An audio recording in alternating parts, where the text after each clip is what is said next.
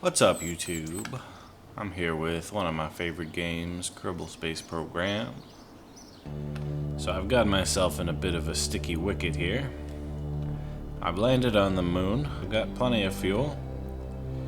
I just need to rendezvous with my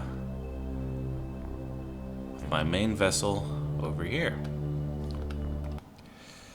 Now, what's the problem, you say? Well, I've got another pilot on this vessel,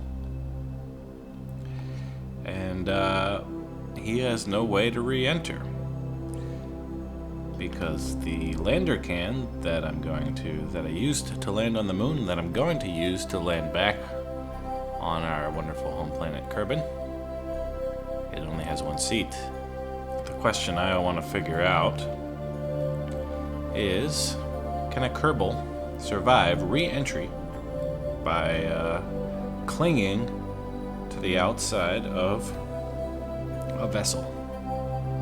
So we're gonna find out that question today. First thing I gotta do is rendezvous with my ship over there.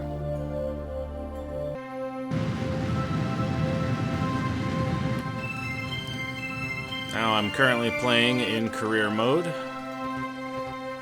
and I don't have access to most of the things in Kerbal Space Program, so if you're wondering why I'm not using particular objects, it's probably because I don't have enough science to have researched it yet.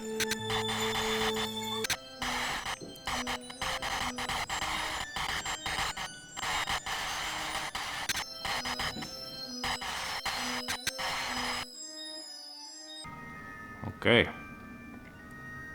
Now, I need to get back to Kerbin.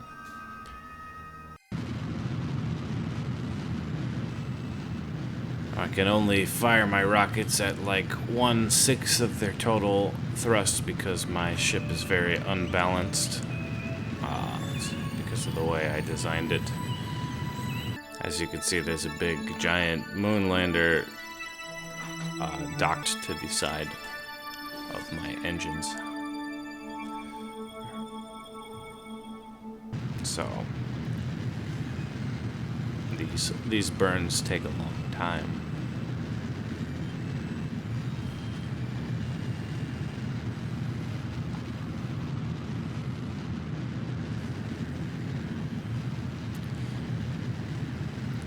I tried to design this mission to be like the actual moon landing, where you had astronauts landing on the moon and you had another astronaut waiting in the ship.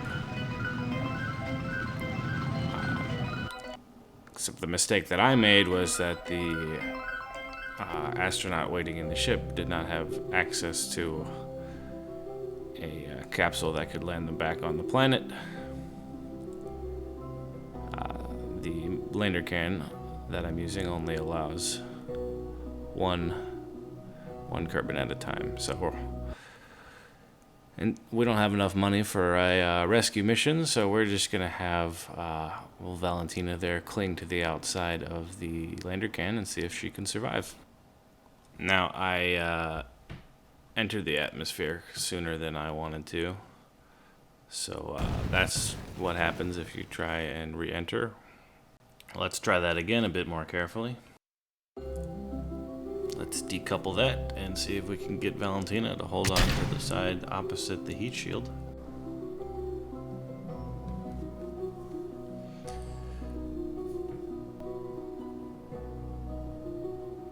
And it would appear that there is no option to grab onto this part of the spaceship. There needs to be a ladder or something there. So what we're gonna have to do is try and just pilot Valentina and do our best to keep her where we want her. Yeah, we're in the atmosphere now.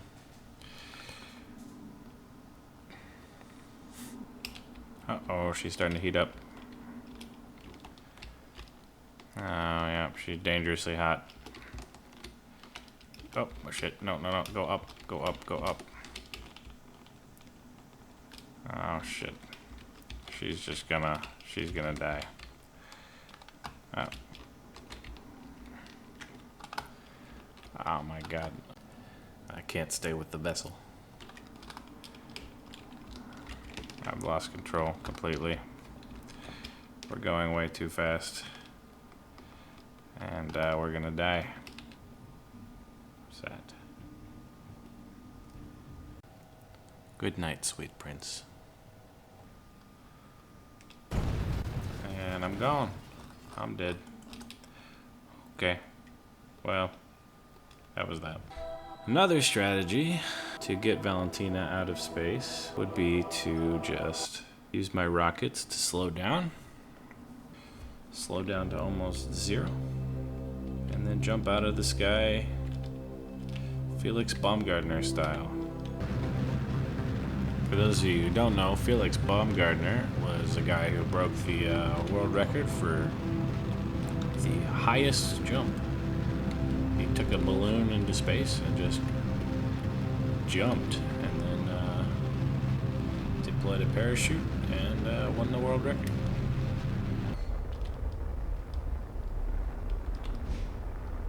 That's how SpaceX lands their rockets. Oh, I'm out of fuel. Let's jump. Here we go. I was able to do this because I had lots of extra fuel, so this is a little bit different than a standard re-entry where you use the atmosphere to brake. Here I was able to use rockets to slow down. So at no point during this very long fall does Valentina come even close to overheating. So if you slow down to almost 0 and then you jump, you can just survive the fall.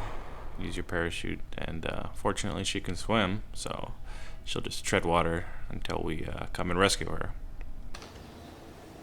Now, one thing I want to know is if a Kerbin can survive re-entry, if they have a place on the capsule to hold on to. So let's build a spaceship here. Make sure we get a ladder on top of it. And I'm still doing this in career mode. I'm gonna do one of the rescue missions where one of the somebody's trapped in space. I gotta build something to go rescue her.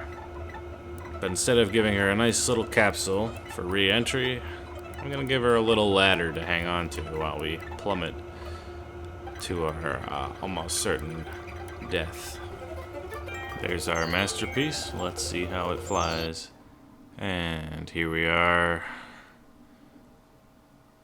trying to re-enter. We have our Kerbal clinging to the outside of the spaceship.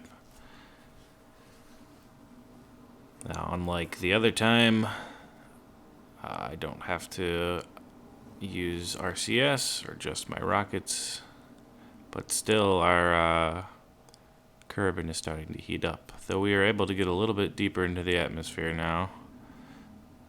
We're at 50,000 feet. It looks like they're heating up, but from the inside of the ship, I don't see any kind of indication that it's heating up. So maybe if I don't see anything, then she won't overheat. Is he drifting? He looks like he's drifting up. That's not good. Okay, come on, buddy. There we are. Don't be drifting up now. Okay, he's dead. So, that didn't work. Let's switch over to sandbox mode and see if a larger heat shield will work. Right at 65,000 feet. Everything still seems to be okay.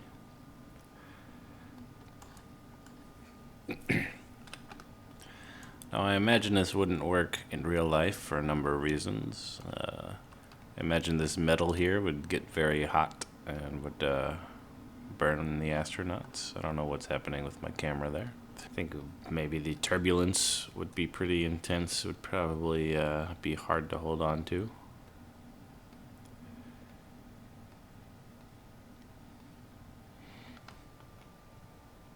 Let's look at our trajectory.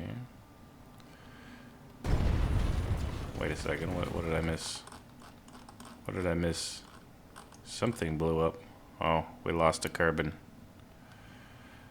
We lost one. At 61,000 feet. Well, let's see if the others survive. There goes another and another. We got one guy left. Maybe he'll survive because his helmet's like a little bit inside of this thing. 57,000 feet. Nope, he's dead. So there you have it. Re-entry like that doesn't work. But there's one more thing that I want to test. What if instead of ladders we use external control seats?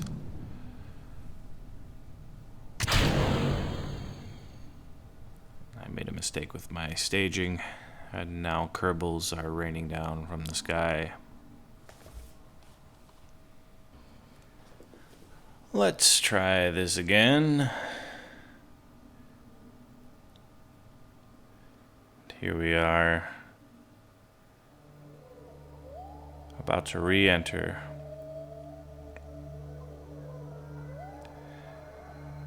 Now, I have 0 control over this particular object.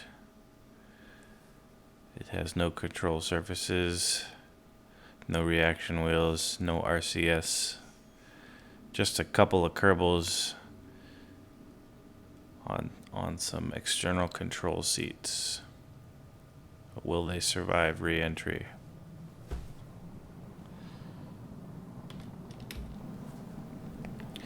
It's looking pretty good so far. We've made it deeper into the atmosphere than any other attempt except for the Felix Baumgartner technique.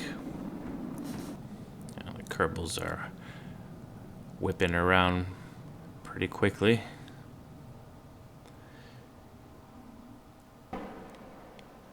Now we're under 1,000 meters per second now, approaching terminal velocity, and we're whipping around pretty violently. The G-forces would probably be enough to kill a human at this point, but Kerbals are a little bit more resilient than humans.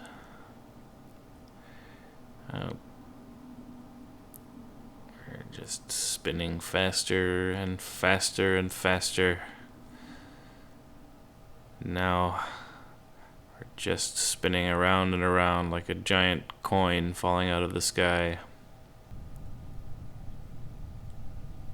Seems as though the G-forces are already strong enough to detach some Kerbins from their control seats. They're just flying out. They still seem to be alive. They're going slow enough to deploy a parachute, so I'll start deploying some parachutes.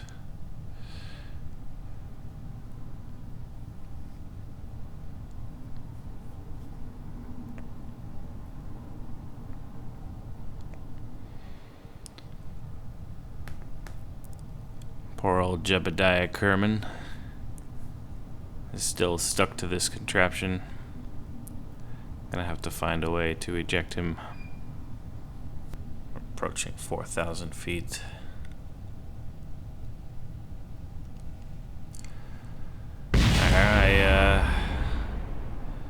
I jettisoned the heat shield, which Jebediah Kerbin survived. He's now riding a piece of steel down, down, down to the earth. I can eject him. I can deploy a parachute. We're coming in for a landing. And boop. Is he okay? Yes, he's okay. And there's a seat. Here we are coming in for another landing. Ooh, that's gotta hurt. okay. They're fine. Yes, this mission had a 100% survival rate, so there you have it. If you want to re-enter without a capsule, external command seats are the way to go. But I can't just leave it at that. Here you have your typical return capsule. Costs $1,300. Now that I know the control seat works, how small can I make the heat shield? It's a command seat with a small heat shield, $366. Deluxe model for $516. But I don't want it to flip around like crazy. Let's make it controllable. Add a reaction wheel and some batteries, you know. And we'll see if that helps at all, though that costs almost as much as the regular return thingy. Here we are re-entering with the small guy. He's definitely heating up a lot. If we were going any faster, he would be dead. But with an aphelion of 150 or so, he's fine. Now let's try using his personal parachute to land. Maybe we can recover this $366 heat shield. Here I am spinning out of control. Oh, that's not good. If this were real life, I would be all tangled up in the parachute and we would be plummeting to our doom for sure. I'm falling at 60 meters per second. That's no good. We're gonna have to eject from our seat here. And Jebediah will just land in the water safely. Slightly bigger one. This time there's no heating whatsoever. Yes, this is pretty comfortable. I'd say I would use this method. For some reason we're not slowing down. Heat shield's a little bit too heavy for our personal parachute. Again, we're gonna have to eject. And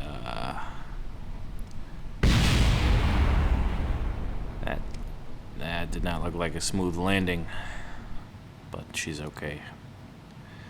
This one is controllable. I can flip it around in all sorts of directions. I'm heating up for some strange reason, all the way up at 50,000 meters. And she's dead. For some reason, the heat shield doesn't like being connected to a control wheel. Here we have a similar result with the smaller one.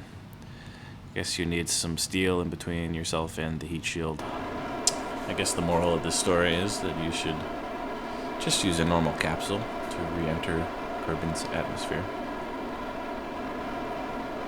I guess this method might be able to be used to reduce the amount of weight and therefore the delta V that you need to get to some planet and return back to Kerbin. A typical capsule weighs 1.2 tons, whereas the control seat with a heat shield is about a tenth of that, 0.126 tons.